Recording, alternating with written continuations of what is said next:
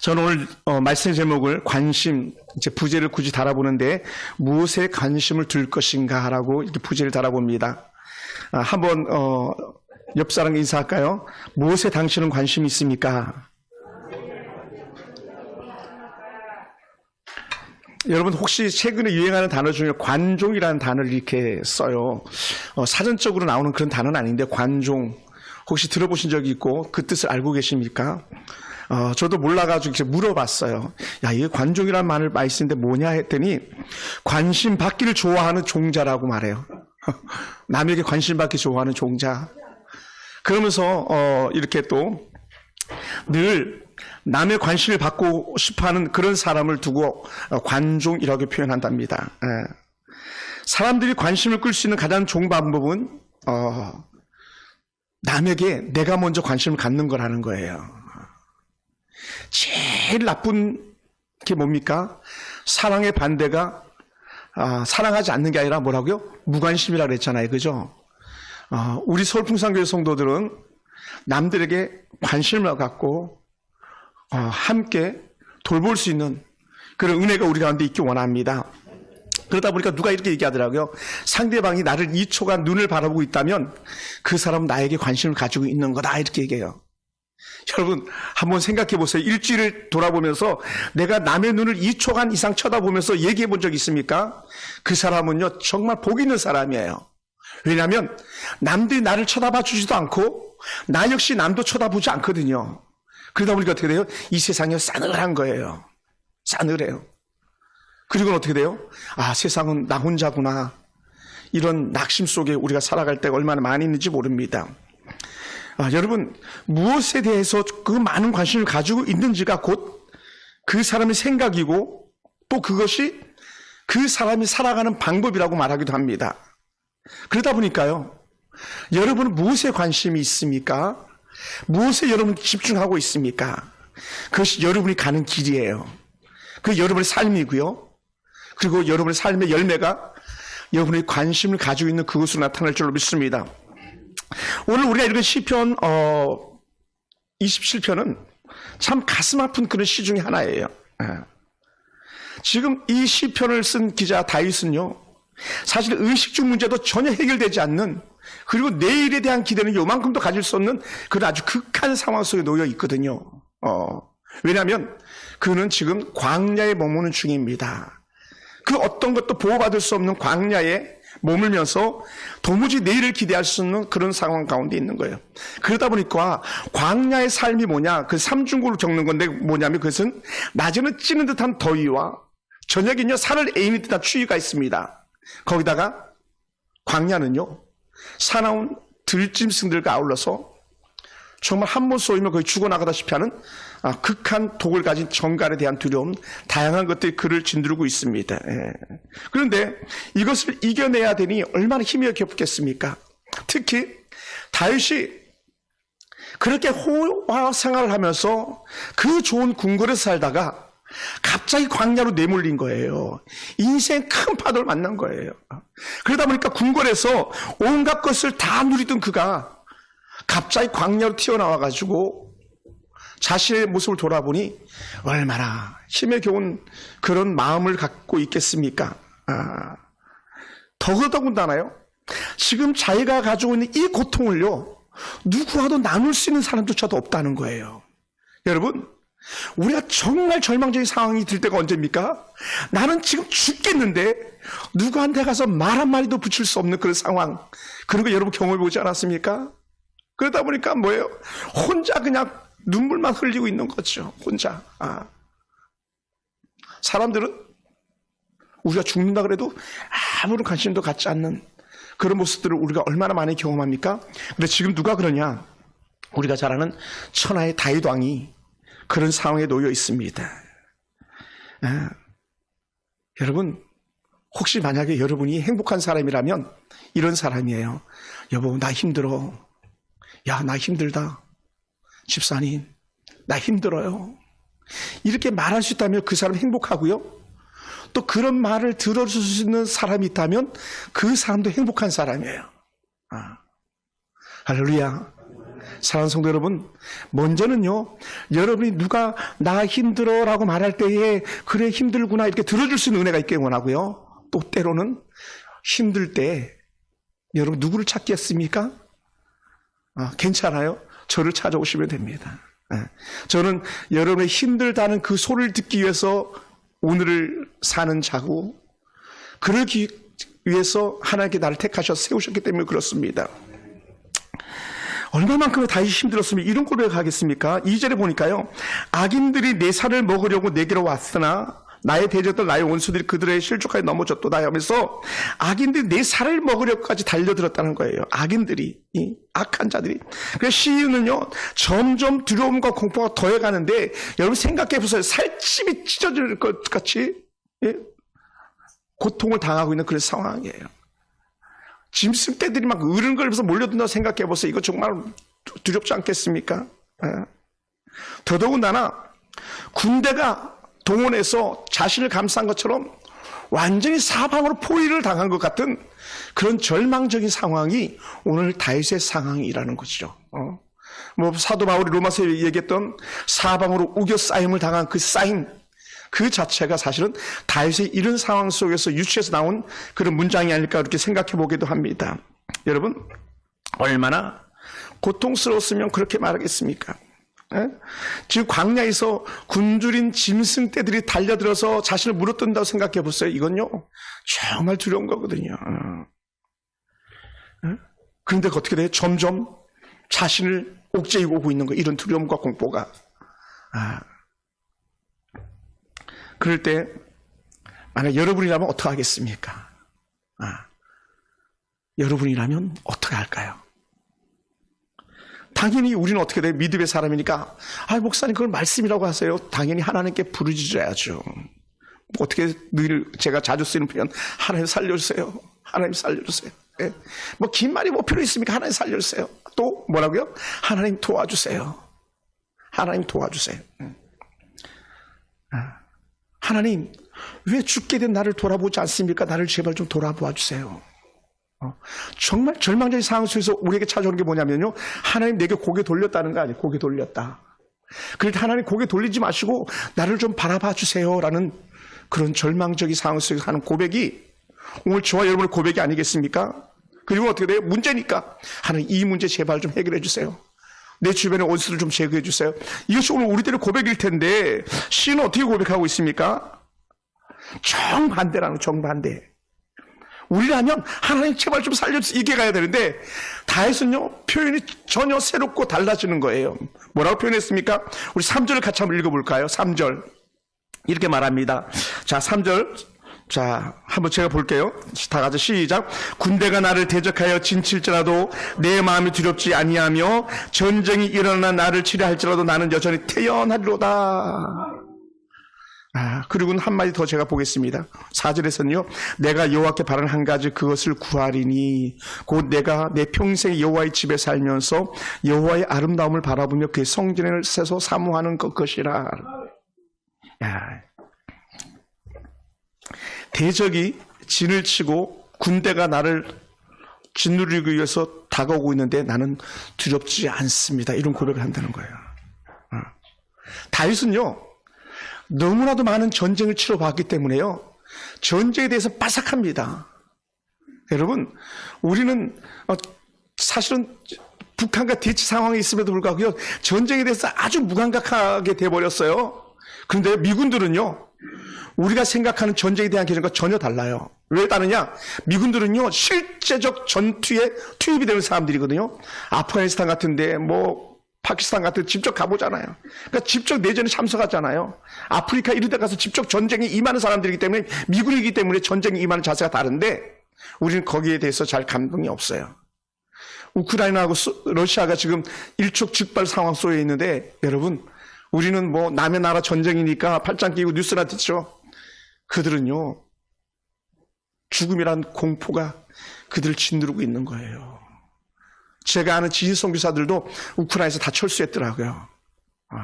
목사님 저 돌아왔습니다. 목사님 저 돌아왔습니다. 아주 그냥 제게 이렇게 문자들이 막 들어오는 걸 제가 받고 있어요.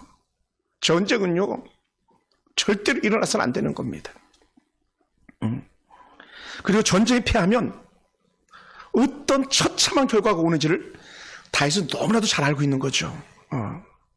그런데 그런 상황 속에서 다윗이요, 나는 두렵지 않습니다. 나는 조금도 무섭지 않습니다.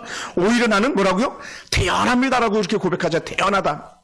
여기서 태연하다를 갖다가 좀 더 제가 당연히 우리 잘 아는 단어지만 이렇게 한번 찾아봤어요. 바타흐라는 히브리어 단어를 씁니다. 바타흐라는 단어를 써가지고 나는 안전해. 나는 괜찮아. 걱정하지 마. 나는 믿을 만해. 이렇게 얘기하는 거예요. 야, 이게 말도 안 되는 거죠. 전쟁을 앞둔 상황에서 다윗의 이런 고백은요, 참으로 놀라운 고백이에요. 어떻게 바타흐 그렇게 안심할 수 있겠는가? 안전하다고 말할 수 있겠는가? 이건요, 정말 천하의 다윗만 할 수 있는 그런 고백인 줄 믿습니다. 다윗이 전쟁을 두려워하지 않는 이유를 보니까요, 그에게 중심에 있는 이유가 한 가지가 있는데 그게 뭐냐면, 그는요, 전쟁에 두려워하지 않는 이유, 그건 하나님이 자신과 함께하고 있다는 그런 고백이고, 더 나가서 나는 전쟁이 무서운 게 아니라 지금 하나님의 성전에서 예배 드리지 못하는 것이 안타까울 뿐입니다. 이 고백을 하고 있는 거예요. 야, 이게 놀라운 고백이죠. 그게 우리가 금방 불렀던 찬양, 주님 앞에서 그 찬양이 바로 이 다윗의 시편 27편을 향한 고백의 찬양인 줄 믿습니다. 보니까 이렇게 말합니다. 내가 바라는 것 한 가지가 있는데 그게 뭐냐? 그것은 내가 평생에 여호와의 집에 사는 것이다. 할렐루야. 비록 내 몸은 광야에 있지만 내가 궁궐로 돌아가고 싶은 게 아니라 내가 다시 예배 자리로 돌아가고 싶은 거야, 이렇게 말하는 거예요. 더 나가서 나는 여호와의 성전에서 하나님의 그 은혜를 깊이 느끼고 싶어. 그걸 이제 아름다움이라고 표현했습니다. 나는 주의 깊은 은혜의 아름다움을 바라보면서 내가 성전에서 사모하는 그것 예배 자리의 삶이야, 이렇게 고백하는 것 같습니다. 할렐루야. 야, 전 정말 이 다윗의 시편 27편을 보면서요, 봐도 또 은혜가 되고 은혜가 되고 또 은혜가 돼요. 여러분, 다윗이 신뢰할 만한 것, 바타라고 외칠 수 있었던 것, 그게 뭡니까? 예배자는 하나님과 함께하면 안전하다. 반면에 그가 안전하지 않는 건 뭐냐? 지금 주의 성전에서 멀어진 삶이 그를 애통하게 만든다는 거죠. 사랑하는 성도 여러분, 우리가 좀 더 이 다윗의 마음에 대해서 공감대를 갖기 위해서는요, 이렇게 현대 성경으로 이 시편 27편 4절을 재해석한 걸 제가 이렇게 찾아봤어요. 그랬더니 이렇게 고백합니다. 여호와여, 내가 주께 한 가지만 간청하겠나이다. 한 가지만. 그것은 내가 평생에 여호와의 집에 살면서 주의 아름다움을 바라보고 성전에서 주님을 묵상하는 일입니다. 라는 거예요. 얼마나 많은 기도 제목들이 있겠어요. 얼마나 많은 문제들이 해결되길 원하는 마음이 있겠어요. 지금 아들 압살롬이 자신을 해하려고 온 군대를 몰고 오고 자기 편이었던 장수들이 다윗과 대적적인 관계로 배신해가지고 반역을 일으켰는데 그것들이 어찌 기도 제목이 아닐 수가 있겠습니까? 그런데 다윗은요, 거기에 대해서 전혀 언급하지 않습니다. 내가 여호와의 집에 살면서 주의 성전에서 하나님을 깊이 생각하는 거에 묵상하다니까요. 할렐루야. 야, 이런 멋진 다윗을 봅니다. 사랑하는 성도 여러분, 인생이 완전히 꽉 막힌 그런 다윗의 삶입니다. 사방으로 완전히 우겨싸인 듯한 극한적 상황 속에 있는 다윗입니다. 그런데 이런 기도를 한 다윗은요, 역시 다윗이라고 말할 수밖에 없어요. 생명의 위기가 다가오는 상황 속에서도 이런 고백을 하면서 다윗은 무엇을 누립니까? 전쟁의 그 큰 아픔 앞에서도 평안함을 누리고 있다는 것이죠. 그게 바타흐였어요. 나는 괜찮아, 이런 거예요. 할렐루야. 한번 따라해볼까요? 하나님, 저는 괜찮아요. 괜찮아요. 여러분, 정말 괜찮길 주님으로 축원합니다. 지금 어디가 괜찮습니까? 다 막 문들어 터지고 문제투성이고 사고 거리들인데 그래도 아니에요, 목사님, 난 괜찮아요. 이 고백한다면 여러분요, 정말 멋진 성도들인 줄 믿습니다. 할렐루야. 할렐루야. 그러다 보니까 다윗이 가지고 있는 관심은요, 목사님, 전쟁이 문제가 아니고요, 나는 하나님이 문제예요. 나는 하나님과 함께 해야 되는데 그것을 잃을까 봐 그게 두려워요. 이 고백을 하고 있는 다윗인 것이죠. 다윗은 지금 자신을 죽이려 달려드는 압살롬이 문제가 아닙니다. 수아의 배신자들이 문제가 아닙니다. 모든 걸 빼앗긴 그런 상황이 문제가 아닙니다. 그렇게 아끼던 비빈들을 잃어서 그것이 문제가 되지 않습니다. 그는요, 지금 여호와 앞에서 예배하지 못하는 것이 그의 인생의 문제라는 것이죠. 그것을 이렇게 바라봅니다. 지금의 상황이 아무리 어렵고 힘들어도 넉넉히 이겨낼 수 있다는 것이죠. 하나님이 함께하기만 하면 나는 이길 수 있어요. 지금 눈앞에 닥친 두려움, 전쟁의 공포는요 아무것도 아닙니다. 하나님 나와 함께 하시기만 한다면, 내가 예배 자리로 돌아갈 수만 있다면 무엇이 문제가 되겠습니까? 라는 이런 다윗의 신실한 신앙의 고백이죠. 다윗이 이런 담대한 고백을 할 수 있는 이유가요, 어디서 나왔을까요? 그것은요 100% 하나님을 믿는 믿음이에요. 할렐루야, 할렐루야. 한번 따라해볼까요? 하나님, 나도 순도 100% 믿음을 갖게 하소서. 100% 순도 믿음, 그걸 우리는 이렇게 표현해요. 절대 믿음이라고요. 누구도 흔들 수 없는 그 절대 믿음을 하나님 갖게 도와주시옵소서. 그래야 우리 흔들리지 않아요. 그래야 우리는 환경 때문에 우리 넘어지지 않아요. 이 절대 믿음이 없기 때문에 우리는요 두려움이 오는 거예요. 어둠이 공포가 되고, 들짐승이 공포가 되고, 몰려오는 적들이 공포가 되고, 정갈의 속에서 언제 죽을지 모르는 그것이 우리에게 공포가 되는 것이, 하나님이 함께 하시면요 죽음조차도 결코 두렵지 않은 줄로 믿습니다. 그것을 지금 다윗이 고백하고 있는 것이죠. 할렐루야. 그래서 오늘 이 시편, 이 실편은 이런 표제가 달렸어요. 다윗의 시라 그랬어요. 다윗의 시. 이 표제는요 아주 오랜 이 시편에 쓰여진 후대들이 성경을 편집해가면서 이것이 과연 누구의 시일까 이렇게 분석해 나가는데, 이것은 다윗이더라고 성경 편집자들이 그래 증언해 놓고 표지를 갖다 이렇게 붙여 놓았어요. 그래서 이 다윗의 시편이 적당했던 이유가 뭐냐? 그는 이렇게 큰 고통 속에서도, 많은 어려움 속에서도 그는 하나님을 바라보는 것을 주저하지 않았다는 수많은 근거들이 있더라는 거예요. 예를 사무엘상만 읽어보세요. 다 다윗의 은혜 역사예요. 대부분 다윗의 은혜 역사예요. 사무엘상은 다윗, 사무엘하는 솔로몬, 그다음 이방의 왕, 일반 왕들 역사거든요. 그러다 보니까요 어떤 위기 가운데서 하나님의 은혜를 경험했습니까? 우리가 잘 아는 사무엘상 17장만 봐도요, 나를 하나님께서 사자의 입에서, 곰의 발톱에서 나를 건져냈습니다, 이런 고백을 하잖아요. 그 큰 환난 속에서 건져냈거든요. 사울왕이 던진 창 가운데서 피해 가도록 해주셨잖아요. 또 그는 원수의 땅을 정말 가가지고 아기스왕 앞에서도 미친 척을 하면서 그렇게 이방의 왕 앞에서 그가 살아나온 적도 있었잖아요. 그가 정말 사랑하고 존경해야 될 사울왕의 그 두려움 속에서도 그가 살아나온 경험이 있잖아요. 라마로 피했었습니다. 또 십광야로 피했었습니다. 높당으로 피해 다녀보았었습니다. 그런데 그때마다 하나님은 적절하게 돕는 자를 붙여주셨고요, 먹을 것을 공급해 주셨고, 피할 길을 예비해 주셨고, 바로 사울왕의 아들 요나단이 다윗을 살리는 데에 큰 동역자로 쓰임받지 않습니까? 그러니 다윗은요 어떤 문제도 내게는 두려움이 되지 않았다, 그렇게 말합니다. 그러다 보니까 이렇게 표현했었어요. 다윗이 얼마나 힘에 겨우 썼으면, 사는 것이 힘들었었으면 사무엘상 20장 3절에 보니까 이렇게 표현하더라고요. 진실로 여호와의 살아계심과 내 생명을 두고 맹세하노니 나와 죽음의 사이는 한 걸음뿐이니라. 나와 죽음 사이가요 뭐라고요? 한 걸음밖에 안 된대요. 한 걸음에서 약 70cm 정도 한 걸음인데, 이게 뭐예요? 다른 말로 하면요, 나는요 언제든지 죽음과 함께 동행했습니다, 이 얘기라는 거예요.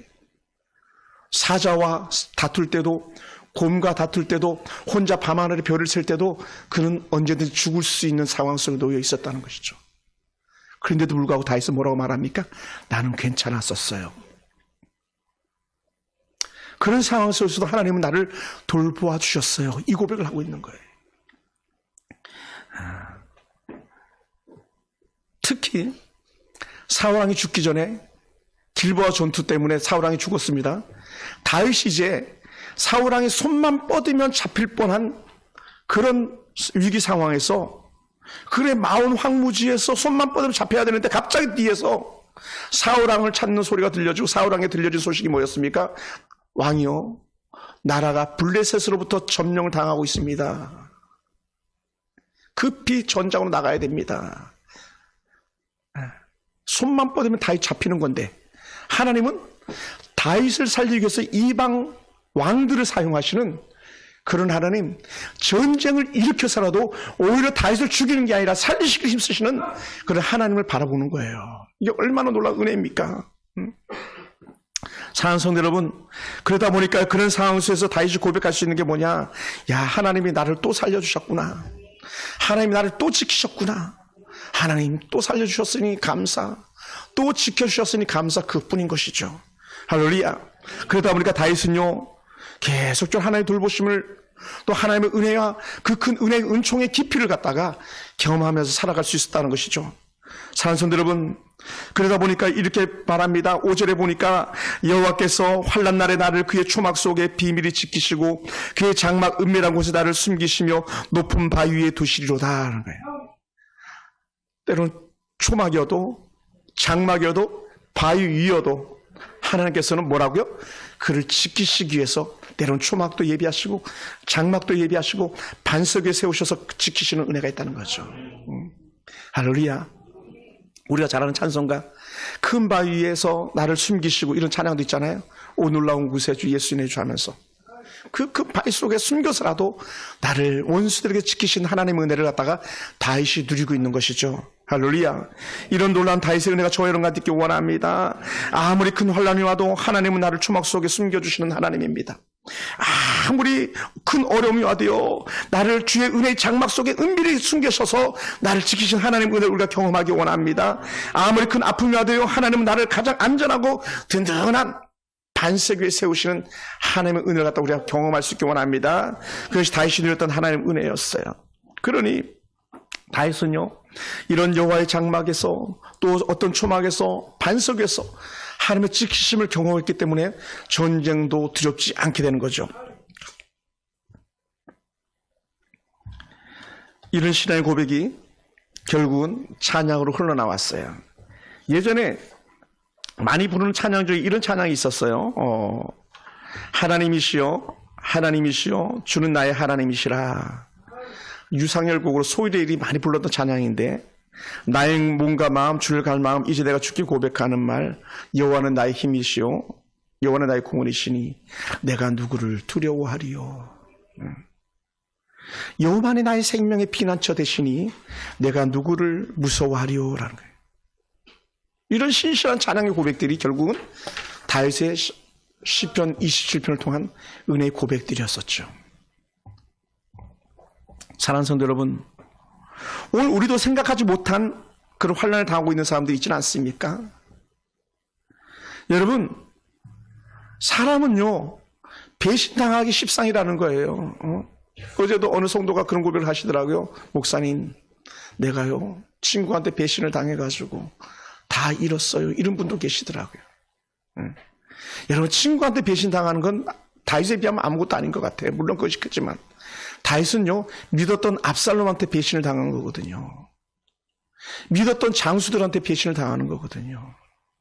그러니 그 아픔이 얼마나 컸겠습니까? 여러분, 누가 코로나19에 걸리길 거라고 생각을 한 사람이 있겠습니까? 그런데 갑자기 닥친, 나의 잘못도 아닌데 주변 환경 때문에 닥친 코로나 환란, 감염, 격리, 이거 상상도 못 해봤잖아요. 근데 그게 남의 일이 아니고 우리의 일일 수도 있다는 것이죠. 그럴 때 찾아오는 두려움과 절망이 얼마나 크겠습니까? 하루에 10만 명도 넘는 이 악한 질병 속에서 우리는 어떻게 해야 될 것인가? 그럼에도 불구하고 우리는 여전히 주를 기대하고 주를 바라보는 은혜가 우리 가운데 있길 주님을 축원합니다. 할렐루야. 악한 질병들이 우리를 힘들게 합니다. 각종 암, 심장질환, 뇌질환, 희귀성 난치병 등 간이 굳어가는 그런 아픔들, 뭐 지방간이 쌓였다고 저한테도 막 경고합니다. 의사가 목사님 지방간 제거해야 되는데 어떻게 하시겠습니까? 막 저를 협박하다시피 합니다. 그러다 보니까 어떻게 돼요? 간이 이상이 있으면 안 되는데 안 두려움.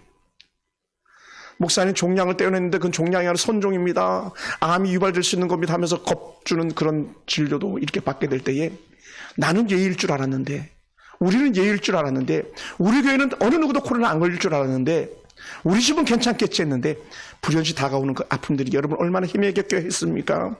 여러분, 코로나는 시간이 지나면 끝이 나지만 해결되지 않는 문제, 재정적 문제는 어떻게 감당하고 계시겠습니까? 물질의 압박들, 이 돈 때문에 부자지간 부녀지간 부부간에도 원수가 되게 만드는 이런 물질의 고난은요 어떻게 이겨내겠습니까? 그런데 이럴 때조차도 하나님께서 주시는 은혜가 여러분과 느껴나고 하나님께 주시는 위로가 여러분과 느껴나고 하나님께 질병에서도 보호해 주시길 원하고 물질의 궁핍함 속에서 회복시키는 놀라운 은혜가 여러분과 느낄 줄 축원합니다. 저도 딸들을 둘 두고 있지만 청년들의 미래는 어떻습니까? 도무지 보이지 않는 앞길, 계획 세울 수 없는 그런 환난들. 어제도 세탁소 가니까 그렇게 얘기하시더라고요. 목사님, 청년들이 어찌하겠습니까? 우리 청년들이 다 아르바이트로 인생을 갖다 날리고 있는데 어떡합니까? 세탁소 아저씨가 저에게 그런 말씀을 다 하시더라고요. 우선은 먹고 살 수는 있겠지. 근데 그들의 꿈은 아르바이트 현장에서 다 날려버려야 되는 이런 거품 인생을 살아가는 연약한 청년들을 어떻게 하겠습니까? 라고 하는 어느 한 세탁소 아저씨의 탄식 소리도 제가 이렇게 듣게 되었습니다. 그것이 그 아저씨의 자녀들만 그렇겠습니까? 여러분의 자녀는 어떻습니까? 그럴 때에 우리 아들, 딸들에게 하나님의 은혜가 필요합니다. 할렐루야. 우리가 힘에 교할 때에 하나님, 나는 지금 몰려오는 군대가 두려운 것이 아니고 통장에 잔고가 비어온 것이 두려운 것이 아니고 하나님의 은혜가 없음을 내가 두려워하게 도와주시옵소서라고 하는 다윗의 신실한 신앙의 고백이 오늘 저와 여러분 고백이 되어서 여러분 가정에 새로운 소망이 싹트기 원하고요, 새로운 희망의 불꽃이 타오르는 역사가 일어나게 되길 주님으로 축원합니다. 할렐루야. 여러분, 이렇게 시시각각 찾아온 두려움의 현실 앞에서 눈을 떼지 못하고 쩔쩔맨다면 우리는 사단의 조롱거리밖에 되지 않을 것입니다. 사단이 우리가 실망하고 낙심하도록 만들기 위해서 위기를 갖다 던져주는데 우리 그것 때문에 하나님의 은혜를 저버리고 세상 길로 가버린다면 얼마나 사단이 기뻐 뛰며 춤을 추겠습니까? 우리 때문에 기뻐 뛰고 춤을 추셔야 될 분은 우리 하나님이신데 사단이 좋아서 춤을 춘다면 어떡하겠습니까? 그러다 보니까 이런 위기 가운데서 다윗의 기도 제목은 우리에게 더 큰 은혜가 되는 것 같습니다. 다시 한번 봐도 또 은혜가 되고 은혜가 되는데 내가요 하나님 평생에 당신 집에 살고 싶어요. 여호와의 전에 살고 싶어요. 여호와 전에 사는 것을 빼앗기지 않게 도와주세요 라고 하는 기도예요. 내가 주의 장막에 사는 일이 뭡니까? 제사인데 내가 주의 장막에서 여호와께 제사 드리고 싶어요. 여호와께 예배 드리고 싶어요. 이것이 다윗의 신실한 고백인 것이죠. 우리 노년에 우리 어르신 권사님들이 못 나오고 계신데 그 권사님들 소원이 뭐겠습니까? 목사님, 살아서 한 번이라도 더 예배 드리고 싶어요. 95세 된 권사님, 82세 된 권사님이 앞으로 예배 드려봤자 얼마나 더 많은 시간을 예배를 드릴 수 있겠습니까? 그러니 한 번이라도 더 예배 드리고 싶으실 텐데 오지 못하는 그 안타까운 심령들을 갖다 주께서 알아주시길 주님으로 축원합니다. 할렐루야. 여러분, 오늘도 우리 가운데도 이런 영적 은혜의 소원이 있기 원합니다. 하나님, 나도 환난 때에 주를 더 바라보기 원합니다. 주께 더 가까이 나올 수 있는 은혜를 내게 주시옵소서. 이런 신실한 신앙의 고백이 여러분 가운데 있기 원합니다. 그래서 여러분, 우리는 이 땅에 사는 그리스도인이라고 말하는데 그리스도인 곧 성도라고 대변할 수 있습니다. 성도란 무슨 뜻을 가지고 있는가 봤더니요, 성도는 하나님께 집중하는 사람들이라는 거예요. 할렐루야. 할렐루야. 하나님께 집중하는 사람들이요. 오늘 우리의 관심은 하나님께 있는 거예요. 할렐루야. 여러분, 우리는 관종이 되길 원합니다. 어떤 관종? 하나님께 관심 받기 원하는 종자가 되기 원합니다. 하나님께 관심 받기 원하는 정말 성도 되기 원합니다. 하나님이 나를 돌봐주시고 내가 하나님과 눈 맞출 수 있는 은혜가 있다면 우리는 이 환난도 넉넉히 이겨내게 될 줄로 믿습니다. 여러분, 그래서 우리는요 이렇게 고백했으면 좋겠어요. 하나님, 어떻게 하면 또 하나님을 잘 예배할 수 있을까요? 하나님, 어떻게 하면 내가 하나님을 더 기쁘게 할 수 있을까요? 계속 질문하는 거예요. 하나님, 하나님, 하나님. 할렐루야. 더 나아가서 하나님, 어떻게 하면 하나님 좋아하실까? 어떻게 하면 하나님이 나 때문에 행복해 하실까? 계속 질문하는 거예요. 그리고요, 그 질문의 마침표는 뭘로 찍어집니까? 나는 하나님 앞에서 예배자, 이렇게 나와요. 하나님 앞에서 예배자. 여러분, 우리 하나님이 뭐가 모자랍니까? 하나님은 다 가지신 분 아닙니까? 다 가지신 분이 뭐가 모자라겠습니까? 모자란 게 딱 한 가지가 있는데 그것은 뭡니까? 예배자예요. 그래서 여러분을 통해서 하나님은 예배 받기를 원하신 줄 믿습니다. 할렐루야. 우리가 하나님을 바라보고 하나님을 집중하다 보면요, 세상 것이 눈에 들어오지 않는 줄 믿습니다. 세상 것이요 부럽지도 않습니다. 우리가 하나님께서 주시는 은혜의 삶을 누리고 하나님과 함께하는 삶 속에 산다면요, 우리는요 그러다 보니까 모든 것이 더 만족스러울 수 있는 거예요. 왜요? 왜 그렇습니까? 그것은 우리 삶을 책임지고 계신 분이 바로 우리 하나님이기 때문에 그렇습니다. 세상 시험이 문제가 됩니까? 직장의 걸림돌이 문제가 됩니까? 자녀들이 문제가 됩니까? 우리는 그것들이 문제가 아니고요, 우리 안에 하나님의 은혜가 없음을 먼저 돌아보길 주님으로 축원합니다. 그래서 여러분 삶의 우선순위를 정하시기 원합니다. 그래서 걷어내야 될 것을 정해보시기 바랍니다. 사방은 우겨 쌓여 있습니다만은 그래도 뚫린 하늘을 볼 수 있는 영적 안목이 있어지기 원합니다. 그래서 버릴 것을 버리고 취할 것이 무엇인지를 영적으로 분별하다 보면은 오늘 다시 그 상황 속에서도 예배 자리로 돌아가야지, 예배자의 은혜로 살아야지 하는 이런 영적 거룩한 결단들이 저와 여러분 가운데 나타날 줄 믿습니다. 사랑하는 성도들, 말씀을 마무리하겠습니다. 우리 주님께서는 이런 상황 속에서 우리에게 주신 은혜의 말씀을 한마디 뚝 하셨는데 그게 뭐냐? 우리에게 아주 익숙한 본문인데 마태복음 6장 33절 말씀이에요. 너희는 먼저 그의 나라와 그의 의를 구하라. 그리하면 이 모든 것을 너희에게 더하시리라. 저는 이걸 다시 한번 각색해 본다면, 하나님, 나는 먼저 예배 자리를 구하겠습니다. 나는 먼저 하나님과 가까이 함을 구하겠습니다. 하나님 나와 함께 해 주시옵소서. 이 고백이 아닐까 생각해요. 오늘 본문을 유추해가지고 여러분은 무엇을 위해서 일하고 있습니까? 지금 여러분의 최고 관심사는 어디에 집중되어 있습니까? 너희는 먼저 그의 나라와 그의 의를 구하라는 주님의 말씀을 우리 마음판에 새긴다면 우리는 완전히 다른 복된 성도로서 살아가게 될 줄로 믿습니다. 그리고 관심을 바꾸고 우리가 하나님 높이는 일에 조금만 더 집중한다면 하나님께서 행복해서 춤을 추실 줄로 믿습니다. 기도하겠습니다.